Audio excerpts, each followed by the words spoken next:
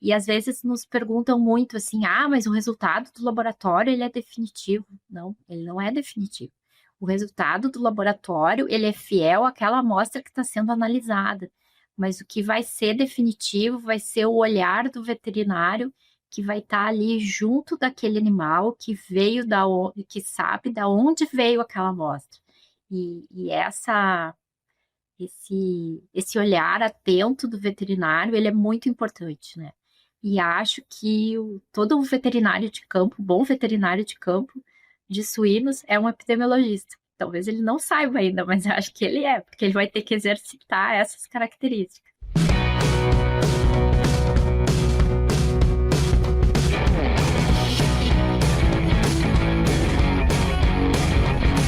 Olá a todos, tudo bem? Você está no Suinocast, um programa para trazer convidados com temas super interessantes na área de suinocultura. E a gente vai conversar de uma forma leve e instrutiva. É um programa feito para produtores, para veterinários, zootecnistas, agrônomos, técnicos agrícolas, alunos desse curso, consumidores de carne suína e quem mais estiver interessado. Para quem não me conhece, eu sou a Letícia Ruiz, professora aqui na USP de Pirassununga. E hoje estamos com a doutora Laura Lopes de Almeida. Ela é médica veterinária pela Universidade Federal do Rio Grande do Sul, tem mestrado e doutorado na mesma instituição e hoje ela trabalha, vou até ler aqui, hein? Olha só, Laboratório de Virologia do Instituto de Pesquisas Veterinárias Desidério Finamor, do Departamento de Diagnóstico e Pesquisa Agropecuária, da Secretaria de Agricultura, Pecuária e Produção Sustentável e Irrigação do Estado do Rio Grande do Sul. Ou seja, é um nome enorme para um laboratório super importante. Ela me falou que ela está trabalhando lá desde 2012, mas ela tem uma trajetória bem maior que essa. Então, olá, doutora Laura, muito feliz de estar com você aqui hoje para a gente conversar. E assim, eu falei o seu currículo de uma forma assim bem enxuta, bem seca. Me fala, né, de onde você vem, o que você faz, quais são suas atividades de rotina no trabalho, quais são suas linhas de pesquisa. Fica à vontade para contar um pouquinho para a gente. Então, em primeiro lugar, é um prazer estar aqui de volta no Sinocast, fazer esse papo descontraído, né? Falar um pouco sobre as coisas que a gente gosta, né? Então, principalmente, acho que sanidade de suínos. A minha trajetória é de veterinária. Desde que eu me conheço por gente, eu gostava de animais e eu botei na cabeça que eu queria ser veterinária. E pequenininha já dizia, não, vou ser veterinária, vou ser veterinária.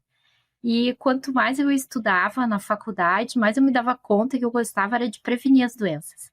Eu ficava agoniada de ver os animais doentes, não gostava daquilo e achava que a prevenção era a coisa mais importante, né? Então, vem toda aquela descoberta, o que que é vacina, aí o que que é diagnóstico, o que que é resultado negativo, o que que é o resultado positivo. E foi a minha trajetória dentro da virologia, e aí me levou para o mestrado e me levou para o doutorado.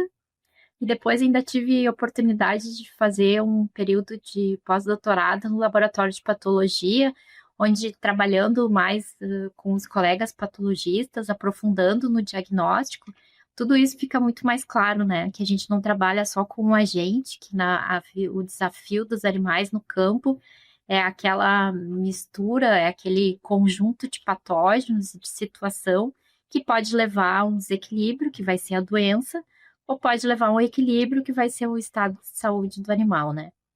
E eu acho que é uma trajetória para a gente compreender isso, e foi bastante legal, e eu continuo me surpreendendo com as novidades que a ciência traz, né?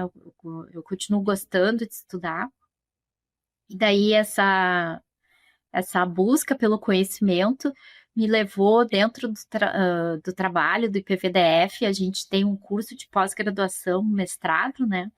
E daí, então, junto com as atividades de diagnóstico que era oferecida, eu também tive a oportunidade de ser professora no pós-graduação. Daí acabei indo para virologia, zoonose, saúde única, né? E orientando, fazendo umas orientações em alguns campos que eu gosto mais, que é doença de animais de produção, que são os que mais me interessam, né? E acho que suínos acabou me conquistando mais, porque eu acho interessante o jeito que a cadeia se organiza, o jeito que os produtores levam e tratam os suínos, né? acho interessante e acabou me conquistando mais. Alga Prime DHA da Corbion.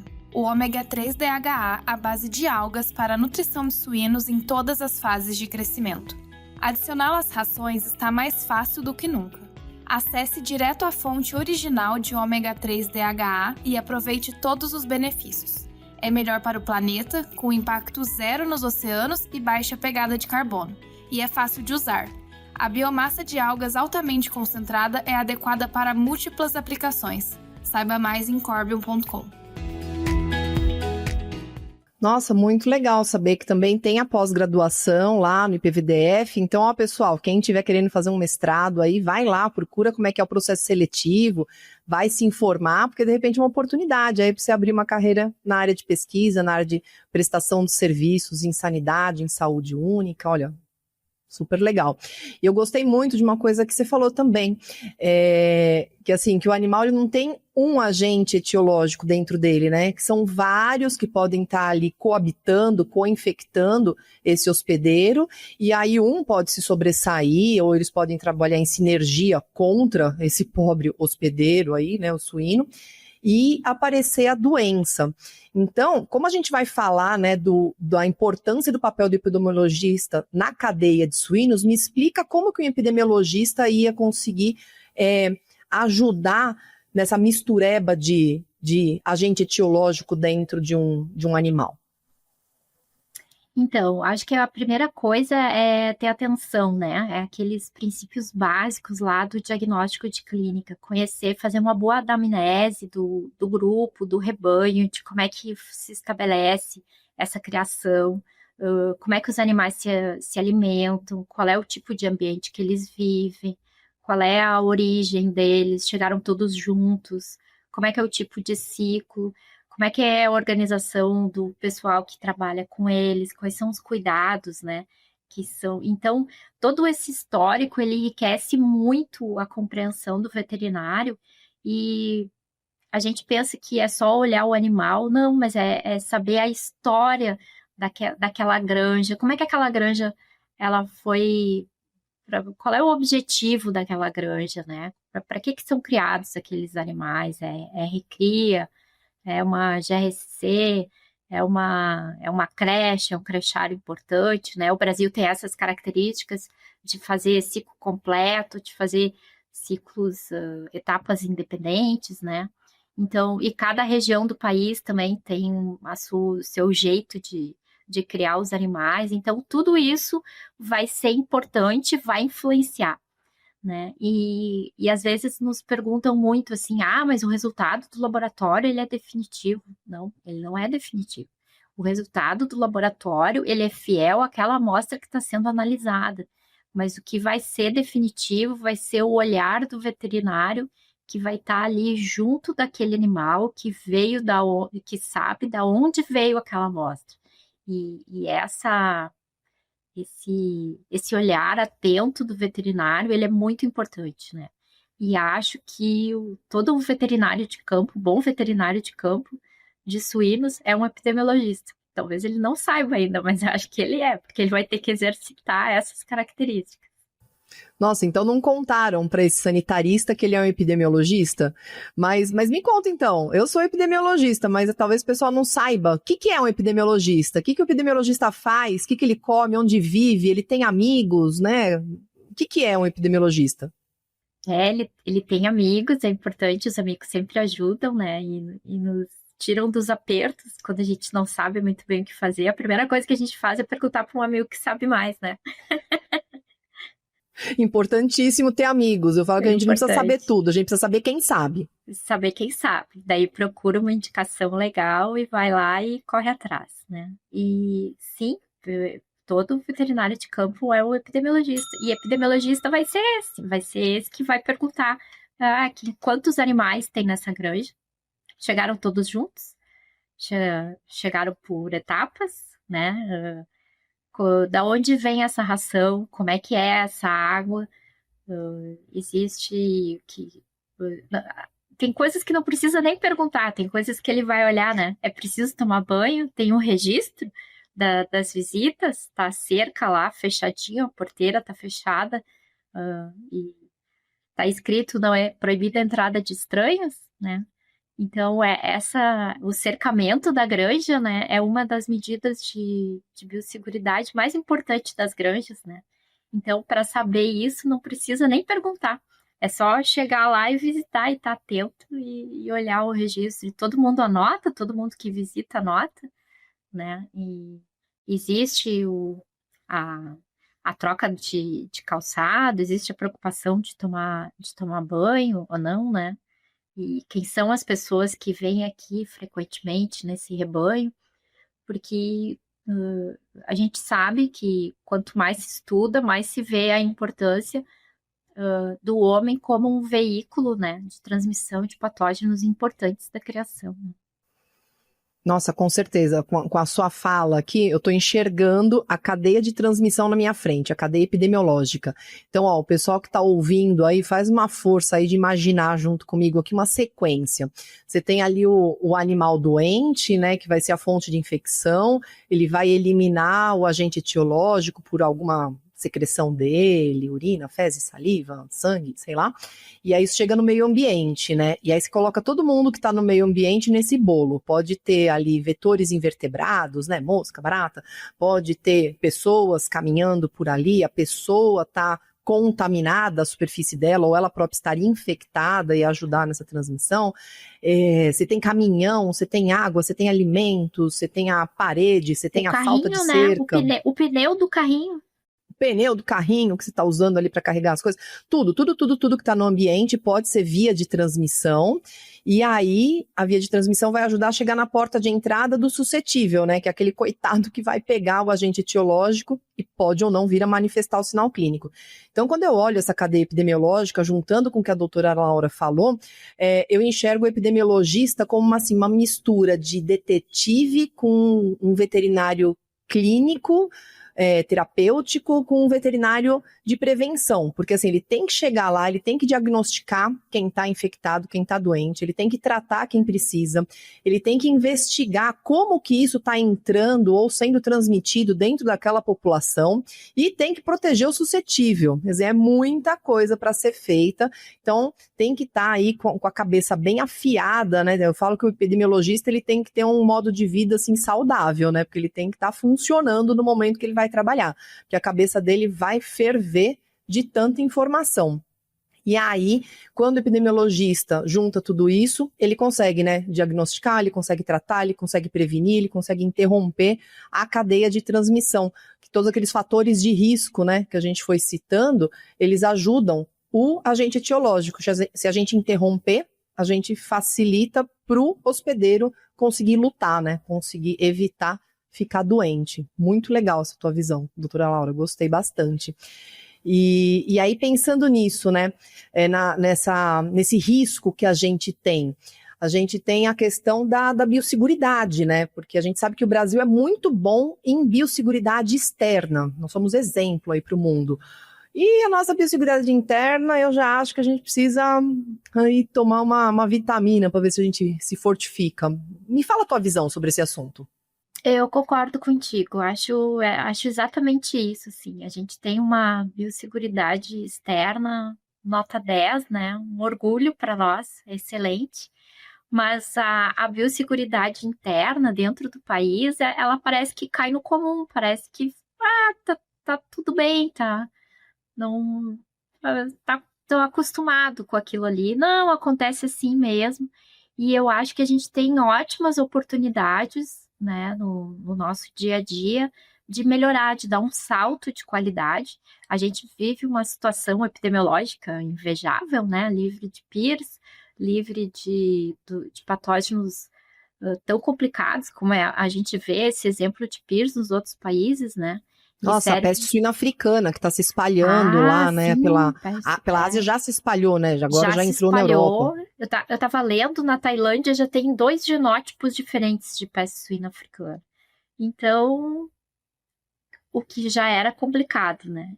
E a gente vê que os países estão trabalhando, os países que têm know-how de biosseguridade organizados, né? e não estão conseguindo vencer a peste suína africana, né? Então, realmente é um grande desafio. E eu acho que aqui no Brasil a gente está sendo desafiado por patógenos menos graves, assim, e vai tomando eles como normais, mas eles poderiam ser evitados. Então, vários patógenos que hoje em dia têm tratamento e se usa algum tipo de tratamento, eles poderiam ser evitados e as granjas poderiam trabalhar com erradicação mesmo, ser livre. Então, a gente poderia evoluir para granjas livres de cinecavírus, granjas livres de micoplasma, granjas livres de APP. Nós poderíamos evoluir para isso, mas eu não vejo uma movimentação assim, uma, uma intenção de que isso aconteça, né? Eu acho que a primeira coisa é pensar que isso é possível e depois como seria executado, né? E a epidemiologia está no centro de tudo isso, né? Que é ela que vai ajudar a fazer esse planejamento que vai ser feito sob medida para cada situação. Nossa, genial isso que você falou. Eu discuto muito isso com os nossos alunos aqui na faculdade. Eu falo para eles essa parte da biosseguridade externa, né, da gente combater a entrada dessas doenças que não ocorrem no Brasil, ou, por exemplo, a suína clássica, que a gente tem ainda alguns focos no Brasil, a gente está tentando erradicar, né, o Ministério da Agricultura está fazendo um trabalho bem legal lá no Norte, no Nordeste. A biosseguridade externa está funcionando muito bem e a gente tem legislação que apoia isso, a gente tem regras tal, e o suinocultor ele entende a importância disso, porque quem tem aí um pouquinho mais de idade lembra, né, de quando entrou peste suína africana lá no Rio de Janeiro, lembra da peste suína clássica circulando nos rebanhos de todo o Brasil, como que foi difícil para erradicar. Então o pessoal ainda está sensível. A sensação que eu tenho às vezes é que o pessoal precisa lembrar, né, o quanto foi difícil para valorizar esse trabalho. Mas ainda assim está funcionando muito bem. Agora, quando a gente vai para a biosseguridade interna, é aquele negócio, o suinocultor ele aceita uma taxa de retorno ao cio de não sei quanto, e assim, mas por que está retornando ao cio? Por que não emprenhou? Por que abortou? Né? O que está acontecendo? Ele não investiga porque ele acha aquilo normal. Aí na maternidade ele aceita uma mortalidade de não sei quanto. Na creche ele aceita mais uma perda de não sei quanto e uma taxa de refugagem. Ele aceita não sei o que no crescimento, na terminação, na recria. Ele aceita muita coisa, aceita como normal. E eu falo para meus alunos que normal, né? Se a gente for pegar a palavra normal, ela vem de norma, né? Então, assim, a gente considera que é a norma trabalhar com perdas. Eu não aceito isso. Eu brinco, assim, que se a gente for comparar com a área humana, se eu tenho, por exemplo, uma maternidade num hospital humano que tiver com 10% de mortalidade de bebês, é para fechar esse hospital, não é para aceitar uma mortalidade dessa. Se eu tiver uma creche de crianças que, de repente, 20% estão com meningite, é para fechar essa creche. Você não pode aceitar uma coisa dessa. E por que a gente aceita na suinocultura? Eu acho que a hora que a gente começar a enxergar, né, essa população de animais com os olhos da saúde pública humana, né, que tem coisa que a gente não aceita mesmo, acho que vai começar a mudar um pouco esses índices, porque animal doente sempre vai ter. Então, que nem eu brinco quando eu comparo leitão com criança, né? Eu tenho um filho de 6 anos, eu falo que ele é meu leitão particular ali. Então, assim, sempre tá com o nariz escorrendo, sempre tem ali alguma berebinha na pele, mas nada que impeça o desenvolvimento dele. Ele continua crescendo, ele continua engordando, ele continua ativo, então tá tudo bem. Eu entro em alerta quando ele começa a ficar com alguma coisa que atrapalha, né, a função dele, ou a expectativa que eu tenho do desenvolvimento dele. E a gente traz isso pro leitão, né? Então, quando ele não atinge, aí não é mais meu filho, agora o leitão. Quando o leitão não atinge o peso esperado, alguma coisa está errada. Quando ele não está com a conversão alimentar esperada, alguma coisa está errada. E aí a gente precisa olhar para isso, né? Para não aceitar isso como normal. Isso não é normal. É normal, sim, uma circulaçãozinha de doença, mas não é normal a gente ter perdas. Então, me fala o que você sugeriria, assim, pro suinocultor que pegou esse nosso alerta e ele fala, tá, quero começar a fazer essa biosseguridade interna funcionar. O que você fala para ele começar por onde, então? Começar por lavar as mãos. A Organização Mundial de Saúde diz que lavar as mãos com água e sabão por 20 segundos é a medida de higiene mais importante para evitar a transmissão de doenças entre humanos.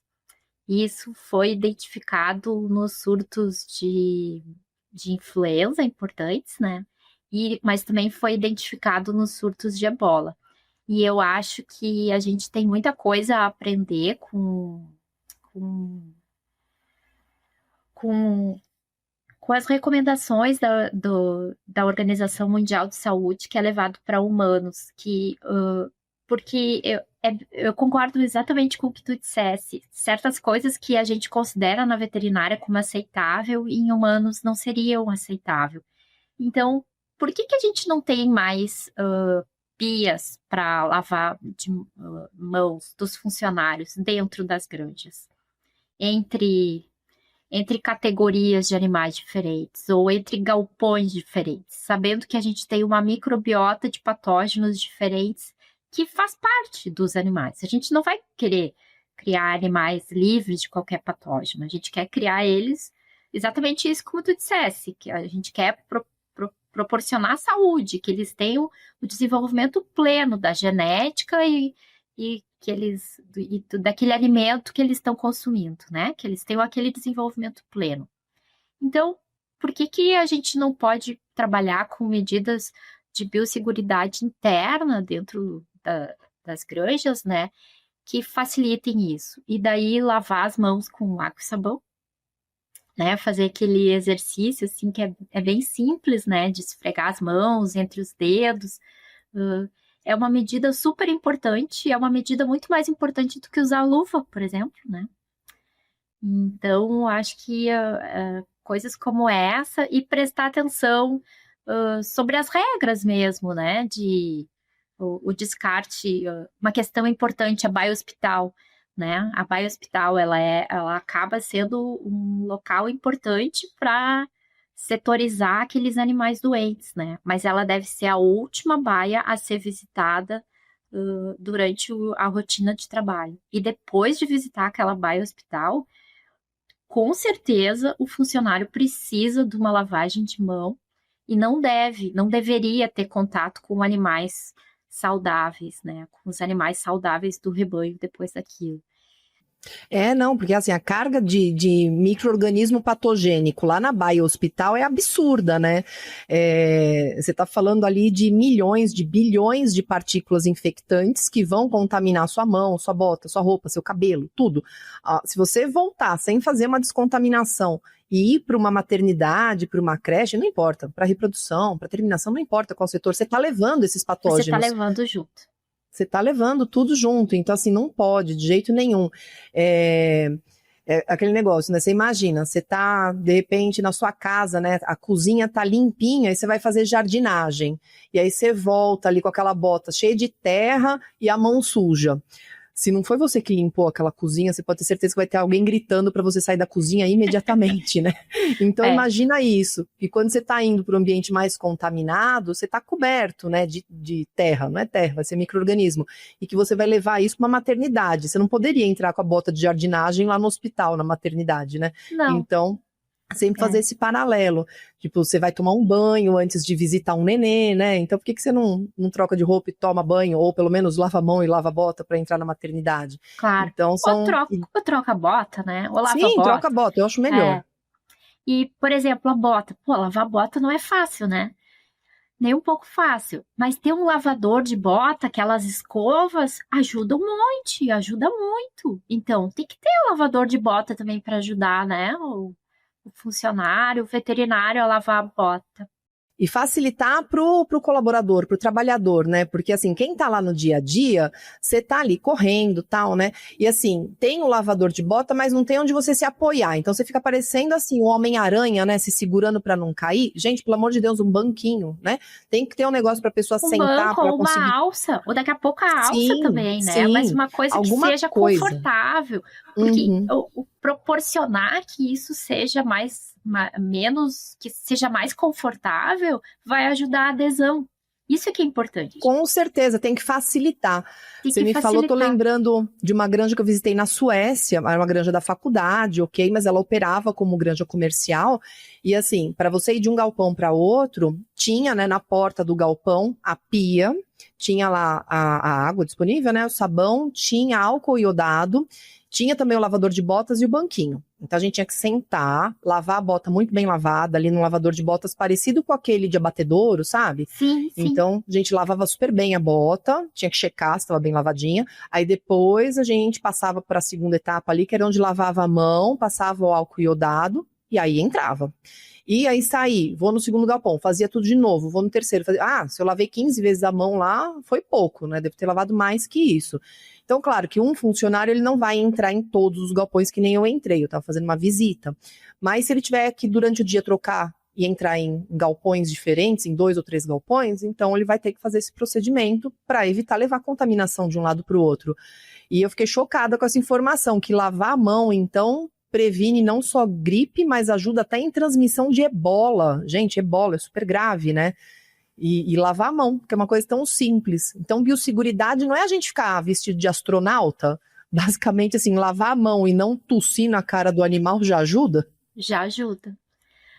Incrível, né? Se o funcionário estiver doente, não pode entrar na granja. A maior contaminação, o mundo, né? Todos os trabalhos científicos demonstram que o maior transmissor de influenza para os suínos são os humanos. Então, se o funcionário estiver doente, se o veterinário estiver doente, não deve entrar em contato com o suíno, porque é ele que está levando a doença para dentro da granja, né? Outra coisa que tu disseste, que eu também me lembrei, achei super interessante, a maternidade. Na maternidade existe muito aquele contato, né? Precisa de muito trabalho ali, muita manipulação nos leitões. Também foi demonstrado que a maior contaminação acontece do humano para os leitões de influenza. Meu Deus! Isso também já está nos artigos científicos, está demonstrando. E, por exemplo, na maternidade, onde tem muita manipulação, mas é necessário lavar as mãos.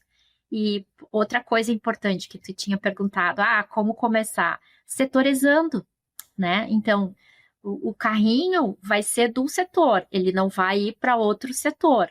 Então, setorizando o funcionário, setorizando as tarefas, setorizando o álcool iodado, setorizando os procedimentos, setorizando o carrinho. O carrinho não deve ir de uma categoria animal para outra categoria animal. Fica um carrinho em cada categoria animal. E isso já vai ajudar, já vai contribuir para a biosseguridade interna dentro da granja, né? E acho que nos trabalhos que a gente viu aqui, teve um trabalho de doutorado super interessante aqui, apresentado aqui em Porto Alegre, do Gustavo Silva. Ele viu que o cercamento das granjas também era um quesito super importante, que nem todas as granjas tinham esse cercamento externo. Então, esse cercamento externo na granja comercial, ele é super importante, né? Esse trabalho já é um pouco antigo, né? Agora já é uma medida obrigatória, mas não é só uma medida obrigatória. A gente não faz só para cumprir lei, a gente quer proteger a granja, né?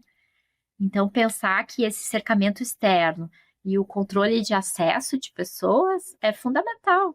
Se o animal está doente, a gente não recebe visita para visitar o animal doente com uma doença diferente, né? Não, a gente barra, a gente limita o acesso o máximo possível.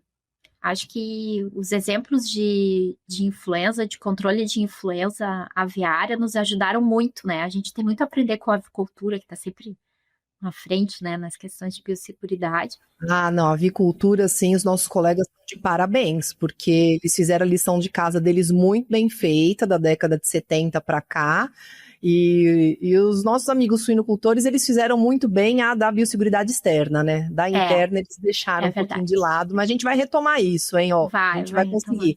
Você falou um negócio que eu achei muito interessante, né, lá da maternidade, e me veio uma ideia aqui. A gente vai arranjar aí umas amigas enfermeiras, uns amigos enfermeiros, e vamos montar um curso de como a gente trata bebê em maternidade. Não, bebê não. Como a gente trata leitão, em maternidade. Então, os enfermeiros vão falar pra gente como que eles fazem maternidade, né? Essas assim, que estão bombando, cheio de mãe, cheio de criança, não sei o quê. Como que eles fazem para manter todo mundo saudável e vivo lá no fim do expediente? E vamos aplicar isso na suinocultura. Não, Acho mas que vai dar certo. é super importante, a gente já sabe, Letícia, olha só, existe todo o hospital, ele tem um grupo de pessoas, né, que trata da prevenção de transmissão de doenças, e o mais importante é que esse grupo, agora eu não me lembro como é que é o nome da comissão, mas ele deve ser constituído de todas as categorias que trabalham no hospital. O mais importante para que todo mundo tenha adesão, é importante que seja a servente, a auxiliar de enfermagem, a enfermagem e os médicos. Perfeito. Por exemplo, na UTI, né, que seria um local muito complicado, né? E isso é mais levado a sério, é mais intensivista. O risco é altíssimo, né? O risco é altíssimo. Então, existe todo esse controle e existem indicadores. Então, o que acontece? Eles têm os treinamentos, é importante. Essa é uma questão super importante, né? Para trabalhar com biosseguridade, não é mostrar uma vez, virar as costas e esquecer. Não, é mostrar, é trabalhar, é ver como é que pode ajustar. Tá bom, dá para mudar, isso é muito complicado, isso é muito difícil de fazer, porque é feito várias vezes por dia. Não, então vamos simplificar, aí tentar setorizar, tentar otimizar e deixar menos complicado, né?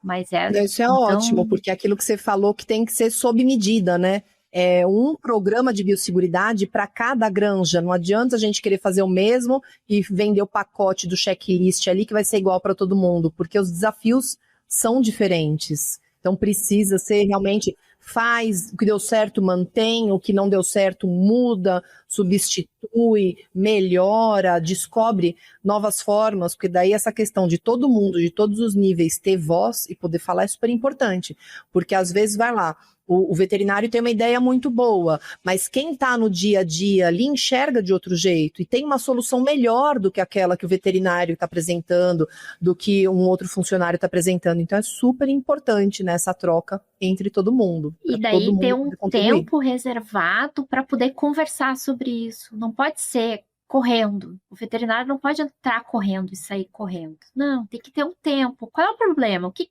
mais...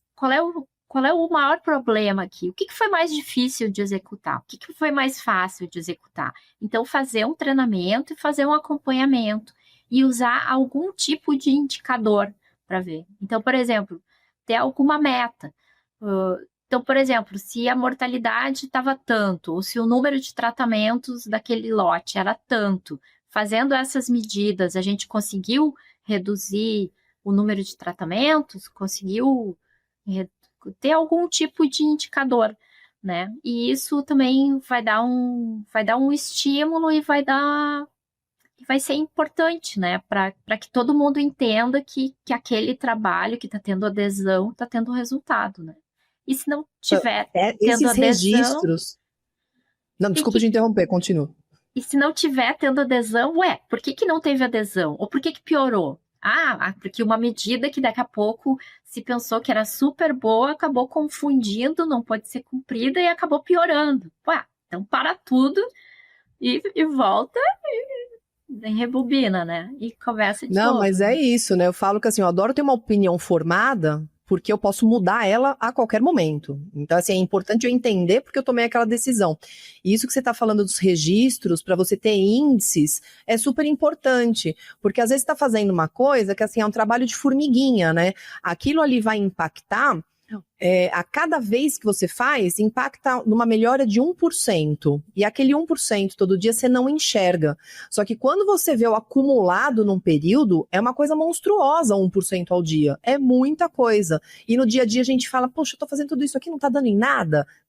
é que você não está enxergando. Então, medir é super importante. Isso me remete a outra coisa que você falou também, de vamos setorizar, né? É um carrinho de mão para cada setor, é uma bota para cada setor. Aí alguém vai falar aí nos comentários, né? Mas e o custo disso, né? Quanto que vai gastar para ter tantas botas por funcionário, para ter tantos carrinhos por não sei o quê? É um número absurdo. E eu joguei aqui rapidinho no Google mesmo, assim, sem grande filtro, né? Eu achei aqui numa faixa de, assim, uma bota, sei lá, se é boa, se é ruim, R$50, e um carrinho de mão, R$200. E vamos falar que você vai precisar, de repente, ali, de 10 carrinhos de mão, estamos falando de R$2.000, você vai precisar, sei lá, de 100 pares de bota, estamos falando de R$5.000. Ou lavador, né? Ou lavador, mas assim, você tá achando que dinheiro dá em árvore, né? Gastar R$2.000 de carrinho, R$5.000 de bota, elas estão doidas. E me fala, quanto você gastaria de antibiótico? Quanto você gastaria para enterrar aqueles animais ou para fazer compostagem daquela carcaça? Quanto que você gastou de ração com o animal que morreu e não virou um animal abatido? Ou abateu abaixo do peso com rendimento de carcaça abaixo do esperado? Faz essa conta. Aí você vai ver que a bota tá barata, que o carrinho de mão tá barato, que o detergente tá barato, que treinar a equipe tá barato, fazer um café da manhã pro pessoal, bater o papo com o veterinário sem correria, tá barato. E aí a gente começa a ver o quanto que as doenças impactam financeiramente, economicamente, e quanto as soluções, de repente, ali no frigir dos ovos ficaram baratas. Então tem que fazer conta, tem que ter os índices para a gente poder ter o que discutir. Na gestão da qualidade a gente fala, né, que você não consegue controlar aquilo que não é mensurado. Então vamos mensurar a nossa suinocultura por vários aspectos, para a gente conseguir olhar esses dados e falar, tá difícil, tá fácil, tá barato, tá caro, e tomar as decisões. Eu achei muito boa a sua colocação. Agora tu falasse sobre o cafezinho, eu me lembrei, eu li um artigo super interessante falando sobre o cafezinho, que o cafezinho a estratégia do cafezinho é um ótimo momento para que a conversa aconteça sem um nível de hierarquia. Então, é importante, pode ser na hora do cafezinho, que não fica aquela coisa de que o chefe está mandando e o funcionário está ouvindo. É importante dar voz. Não é auditoria. É um café. Vamos tomar um cafezinho. É o cafezinho. É deixar à vontade, é ter tempo, é ter atenção. Porque são as pessoas, né, que vão trabalhar com os animais e que vão fazer daquela granja o que a gente quer que ela seja, né? Então, o treinamento é investimento, não é despesa, o treinamento em pessoal é investimento. Tem que pôr na ponta do lápis. Granja que faz essa conta vê que vale a pena, que investir em café, chapa, quem não toma o café, né, pode pôr um chazinho também, o pessoal do sul, né, tomar também um mate, colocar ali a bota, colocar a cerca, colocar não sei o que, a hora que ela coloca no papel, aqueles 10% de mortalidade que ela aceita, aqueles 15% de não atingimento de peso que ela aceita, quando coloca no papel, e se não morresse tanto? E se engordasse melhor? Ver o quanto teria ganho de dinheiro e o investimento na biosseguridade. Qual vai ser o custo? Normalmente, o custo da prevenção é menor. Normalmente. Às vezes empata. Eu, assim, das contas que eu já fiz, eu nunca achei uma prevenção que saia mais caro para biosseguridade interna, tá? Para externa é outra história, porque a gente tá falando de doença de notificação obrigatória. Mas para interna, ou empata, e se ficar 0 a 0, no fim a gente tem menos serviço para carregar carcaça e medicar animal, então é bom. Mas normalmente dá uma diferencinha positiva no faturamento. Então, vale a pena fazer as contas. Não é assim, eu acho. Eu não acho nada. Faz conta que daí você acha ali um negócio legal para poder achar um ponto de equilíbrio nas suas finanças da granja, né? Isso vai ser bom para todo mundo. Perfeito. Ótima dica. Acho que a gente pode ir encerrando aqui o nosso bate-papo. Adorei conversar com a doutora Laura. Acho que tem muita coisa para a gente conversar de epidemiologia, de doenças, de sanidade.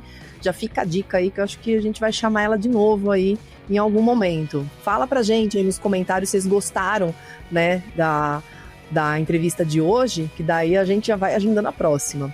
Então, agradeço muito a presença da doutora Laura, o aceite do convite. Agradeço todo mundo que está ouvindo o nosso episódio e espero vocês para o próximo. Um abraço e até mais.